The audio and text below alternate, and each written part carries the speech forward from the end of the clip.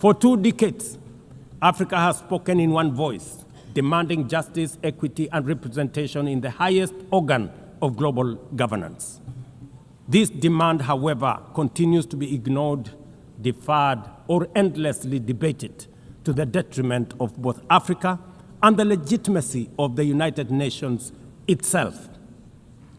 You cannot claim to be the United Nations while disregarding the voice of 54 nations. It is not possible.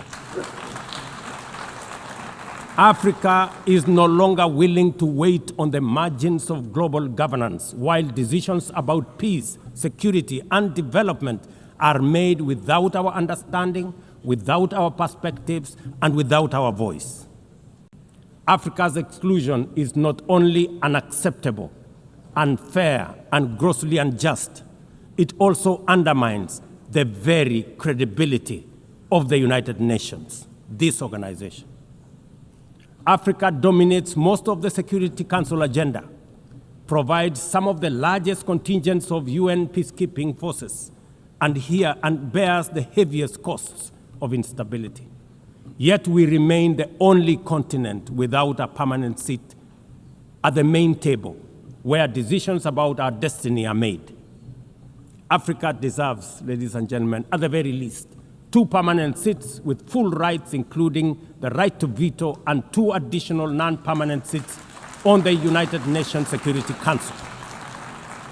During the IMF's recent allocation of special drawing rights, 64% went to wealthy nations. Just imagine, 64%.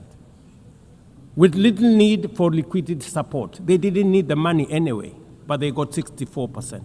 While the poorer countries received just 2.4%.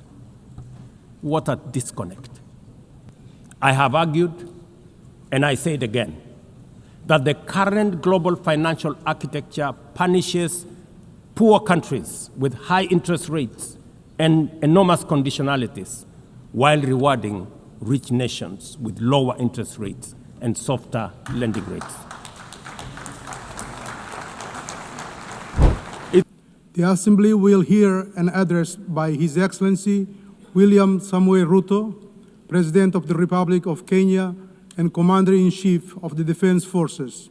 I request protocol to escort His Excellency and invite him to address the Assembly.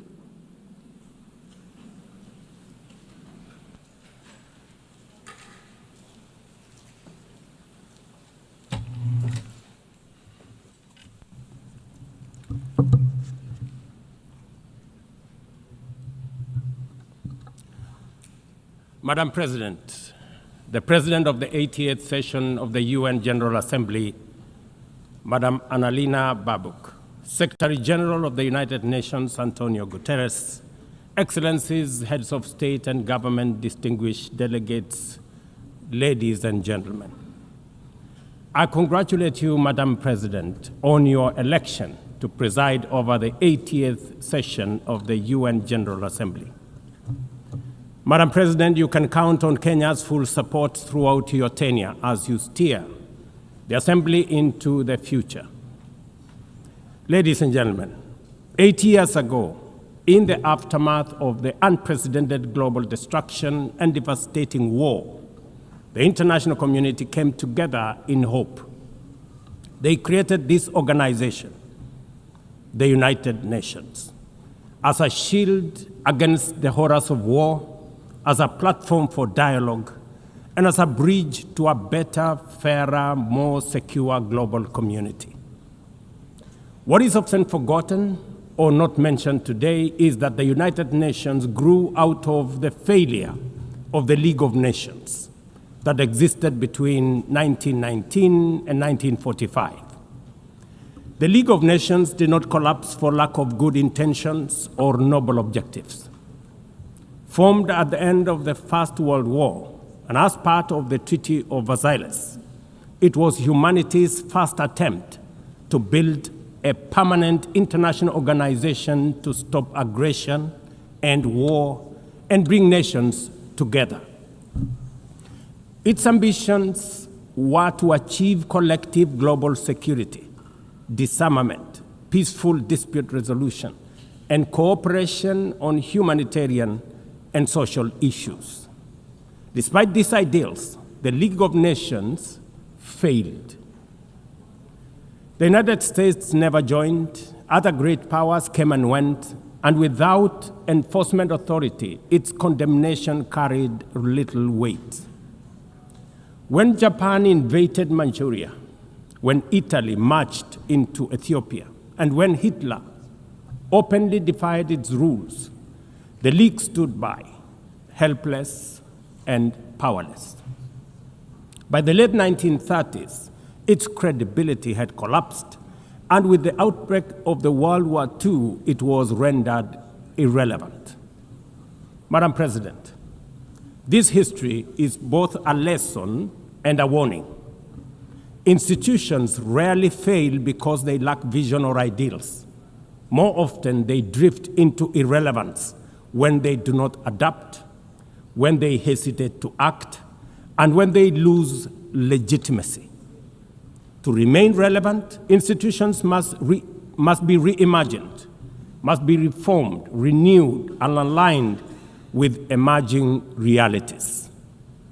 8 decades ago, the founders of the UN sought to correct the failures of the League of Nations by creating a stronger, more inclusive organization anchored in the principles of, and I quote, "We the people of the United Nations, determined to save succeeding generations from the scourge of war," end of quote. Today, we are gathered for the UN at Haiti. The question is unavoidable. Is the United Nations relevant to the demands of our time? Can it continue to serve humanity in the face of current realities? Or has it become a relic of a bygone era? Madam President, Excellencies, we meet against a grim global backdrop. Conflict rages in Eastern Europe, the Middle East, the Sahel, the Horn of Africa, and beyond. Climate disasters grow fiercer by the day. Inequality deepens, pandemics loom, and technological disruptions outpaces governance. Instead of trust, mistrust is spreading. Instead of solidarity, fragmentation is taking root. In place of hope, anxiety fills our global community. We are living, to borrow from the words of the founders of this institution, not in larger freedom, but in growing uncertainty. At this moment of turbulence, when we most need a strong United Nations, the organization faces its deepest crisis in credibility and capacity. Funding cuts have paralyzed its operations. Bureaucracy has slowed its response. The Security Council remains frozen in the post-war structures of 1945, unable to act inclusively, with fairness, and with speed. Ladies and gentlemen, I can, however, state with absolute conviction that the United Nations has been one of humanity's greatest achievements. For 8 decades, it has held back the specter of global war, calmed conflicts from Cambodia to Liberia, and stood guard in some of the world's most dangerous places through the courage of its peacemakers and peacekeepers. Few institutions in humanity's history can claim such a legacy. The United Nations has stood at the front lines of humanitarian crisis, from famine relief in the Horn of Africa to emergency shelter for millions of Syrian and Ukrainian refugees. It was at the forefront in the eradication of smallpox, coordinated global responses to HIV and AIDS, Ebola, and COVID-19, and continues to champion universal vaccination. Its agencies have advanced women's rights, protected children, safeguarded refugees, and set global norms on everything from disarmament to climate action. The UN Sustainable Development Goals remain a shared blueprint for human progress. These are achievements no nation could have achieved alone, however rich, however great, or however powerful. And yet, every institution, no matter how noble its origins or impactful its legacy, must adapt to changing times or slide into irrelevance. Today, the United Nations stands at a crossroads of renewal on one hand or decay on another. Put differently, after 80 years, the rhymes of time are calling on us to reimagine the original promise that inspired the founding of the United Nations, and that is the quest for global peace, development, and human rights.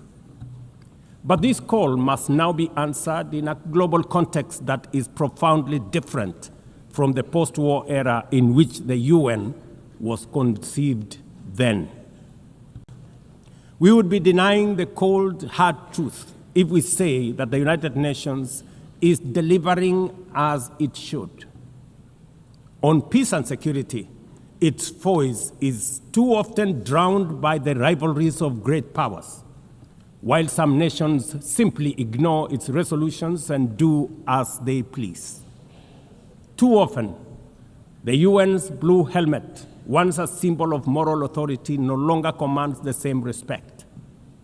From the conflicts in Gaza to Ukraine, to the crisis in Sudan, DRC Congo, Somalia, and the Sahel, we see actors proceed undeterred by the United Nations calls. Excellencies, ladies and gentlemen, Kenya speaks from the experience of a nation deeply invested in multilateralism. For decades, we have placed our troops and police in harm's way for peacekeeping missions across Africa and beyond, from Somalia to Democratic Republic of Congo, from South Sudan to most recently in our neighborhood here in Haiti.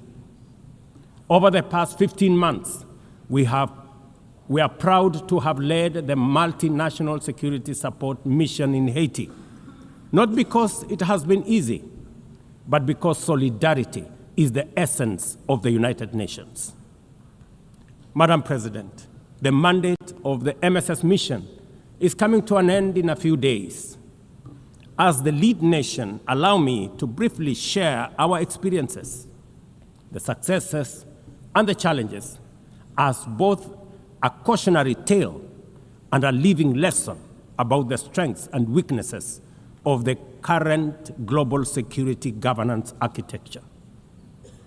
For far too long, the people of Haiti called out to the world.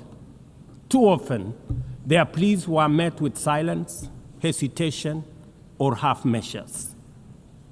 Haiti became a tragic reminder of what happens when the international community looks away, prevaricates, or offers half-hearted support. When Kenya responded to the quest for the Haitian authorities, it was in the belief that we were joining a genuinely multinational effort.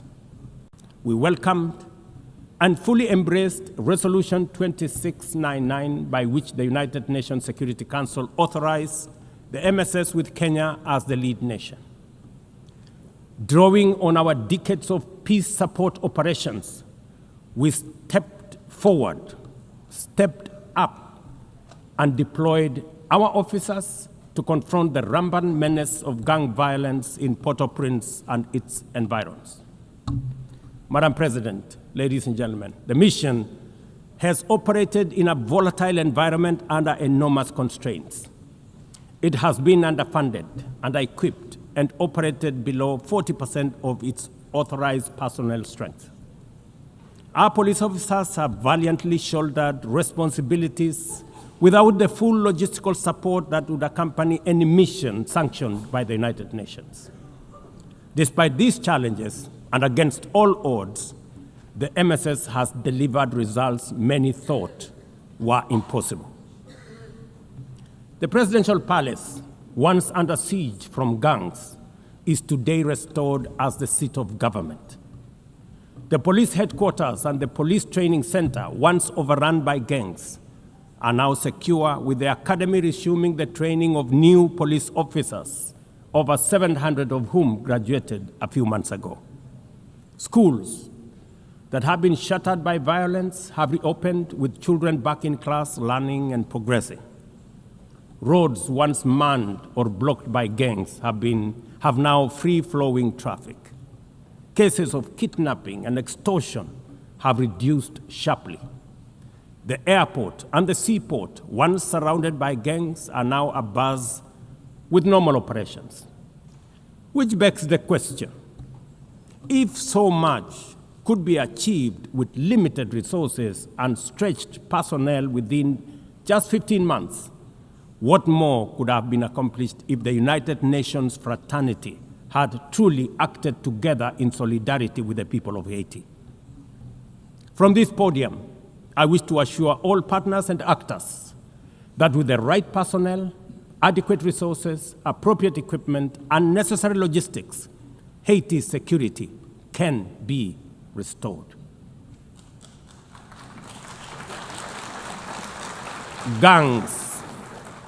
Gangs can be neutralized and the safety of streets, schools, hospitals, and homes secured. The continued harassment, abductions, and criminal acts undermining the lives of Haitians are unacceptable, unjustifiable, and must be stopped by this organization, the United Nations. Madam President, as the UN Security Council deliberates on the next steps, we must not lose sight of the fact that the situation in Haiti demands sustained, coordinated, and undivided international attention. A careful and orderly transition from MSS is essential to consolidate the hard-won gains so far achieved. I urge the Security Council and all partners to remain steadfast in ensuring that Haiti moves forward on a path of peace, stability, and renewal. Ladies and gentlemen, on human rights, our principle is clear and unwavering. The protection of civilians and respect for humanitarian law cannot be applied selectively. We cannot condemn suffering in one place and turn a blind eye in another. Kenya is gravely concerned by the humanitarian catastrophe in Gaza and by the immense suffering of civilians caught in the devastation of disproportionate military operations. At the same time, we call for the unconditional release of Israeli hostages. In line with the African Union and United Nations resolutions, we also call for a permanent ceasefire, for strict adherence to international humanitarian law, and for the launch of a credible political process. Only through such a process can the vision of a two-state solution be realized, where Israel and Palestine live side by side in peace, security, and stability. Kenya is equally deeply troubled by the worsening humanitarian situation in Sudan, where innocent citizens are caught in the crossfire of a needless war. We fully endorse the Quad, comprising Egypt, Saudi Arabia, the United Arab Emirates, and the United States, in affirming that there cannot be a military solution and that only political dialogue offers a viable path forward. We join the Quad in urging all parties, including SAF, RSF, and the external actors, to respect Sudan's sovereignty, unity, and territorial integrity, and firmly reject any attempts to divide the country, reaffirming our unwavering support for a unified Sudan for the benefit of all its people. Excellencies, distinguished delegates, those who look to the future with a clear vision know that climate change is not only the single greatest threat of our age, but also one of the greatest transformation opportunities of our time. The global stocktake has made it plain that the world is off track.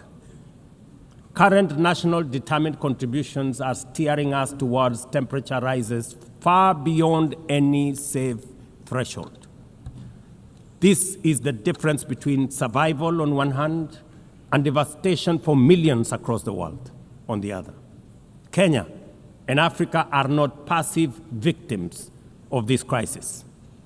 We are taking bold steps showing that climate action is not only possible, but can also be the foundation for inclusive growth.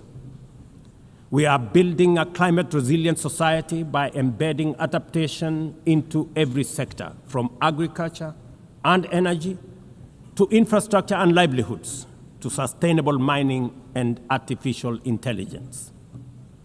This ambition is visible on the ground. Today, 93% of Kenya's electricity comes from renewable sources: geothermal, wind, solar, and hydro. We are expanding investments in e-mobility, climate-smart agriculture, clean cooking solutions, and green manufacturing. We are also pioneering nature-compatible solutions such as sustainable waste management and circular economy interventions. Africa, too, is uniting its voice. In 2023, in Nairobi, we hosted the inaugural Africa Climate Summit, where the continent adopted the Nairobi Declaration on Climate Action and Call to Action.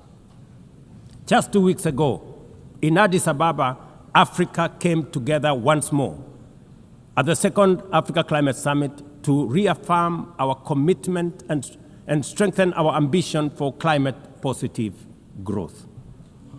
We declared Africa not just as a victim of the crisis, but as a source of solutions, with climate action driving economic growth, transformation, and job creation for our communities. Ambition, ladies and gentlemen, cannot stand on willpower alone. Implementing our new NDCs will require $56 billion. That is why we call on the global community to unlock the $300 billion agreed at Baku, and to accelerate negotiations towards the new $1.3 trillion goal under the Baku-Belém roadmap. Without affordable finance and without reform of the international financial architecture, the promise of climate action in Africa will remain constrained. Madam President, in the aftermath of World War II, the Bretton Woods institutions were created to stabilize the global economy and rebuild war-torn Europe. At that time, their design reflected the power and interest of the victorious nations, who were also their primary shareholders and beneficiaries. The IMF was tasked with upholding the gold standard exchange rate system, while the World Bank was established to finance Europe's reconstruction. Both have since evolved into development finance institutions, but their structures, decision-making, and governance remains dominated by wealthy nations. Today, the global context is vastly different. The global standard collapsed 5 decades ago, and Europe has long since been rebuilt. Yet, the governance of these institutions has not kept pace with needs of a multipolar world, especially the needs of poor and developing nations. The mismatch between shareholders and stakeholders has become starkly visible. For instance, during the IMF's recent allocation of special drawing rights, 64% went to wealthy nations. Just imagine, 64%. With little need for liquidity support. They didn't need the money anyway, but they got 64%. While the poorer countries received just 2.4%. What a disconnect. The imbalance highlights how the very institutions meant to safeguard global finance stability often perpetuate inequality and instability. I have argued, and I say it again, that the current global financial architecture punishes poor countries with high interest rates and enormous conditionalities, while rewarding rich nations with lower interest rates and softer lending rates. Its rules priorities and allocation mechanisms consistently favor those already prosperous, while trapping vulnerable economies in cycles of debt, high borrowing costs, and inadequate access to emergency support and concessional funding. It is imperative to transform these institutions into genuinely independent, apolitical global bodies that their operations are aligned with their global mandate. Such a shift would democratize decision-making, restore credibility, and allow the IMF and the World Bank to serve all countries fairly rather than reinforcing old hierarchies. But Africa is not merely waiting for external prescriptions. We are taking bold and deliberate steps to strengthen our financial independence, safeguard our stability, and accelerate our development. Kenya, for instance, fully endorses the establishment of the Alliance of African Multilateral Financial Institutions, launched with the Africa Union in February 2024. This alliance brings together our homegrown banks, Afrexim Bank, the Africa Finance Corporation, the Trade and Development Bank, Shelter Africa Re, Africa Development Bank, Africa Trade and Investment Development Insurance, and ZEP-RE, institutions that embody Africa's determination to mobilize resources, finance trade, and build resilience on our own terms. At the same time, the Africa Union is championing 3 transformative institutions: the Africa Central Bank, which will issue a single currency and free our trade from dependence on foreign money; the Africa Monetary Fund, positioned to stabilize our economies and give us true financial sovereignty; and the Africa Investment Bank, designed to mobilize resources for infrastructure, industrialization, and integration that Africa needs to rise.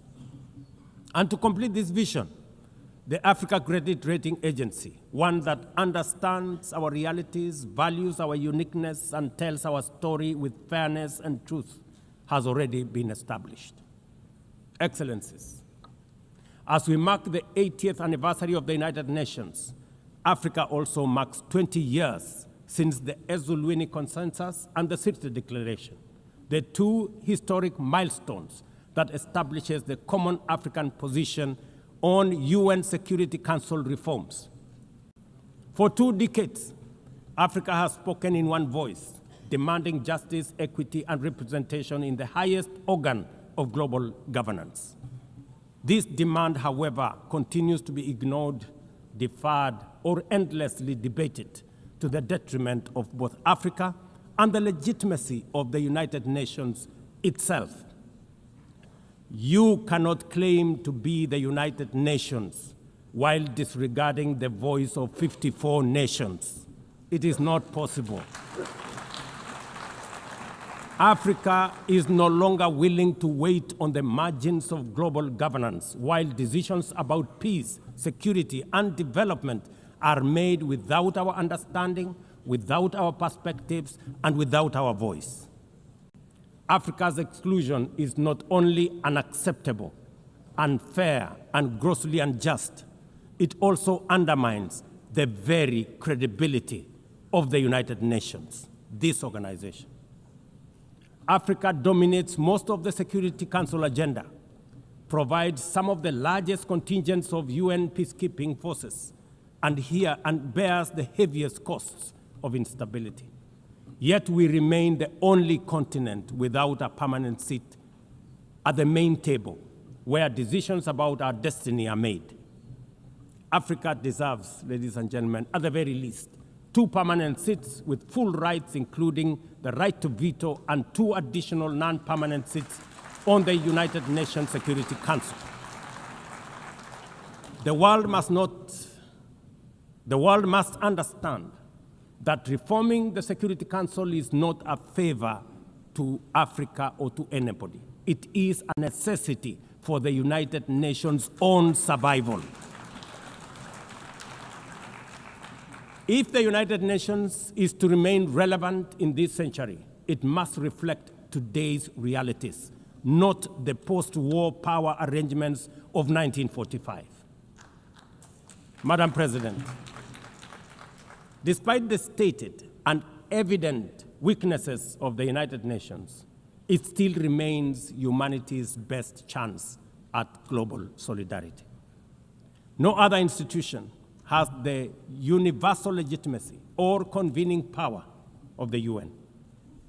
From coordinating humanitarian relief in times of war and disaster, to mobilizing the global response to COVID-19, to driving consensus on climate change through the Paris Agreement, the UN has consistently shown that the world can achieve together what no nation can accomplish on its own, however mighty or great or powerful.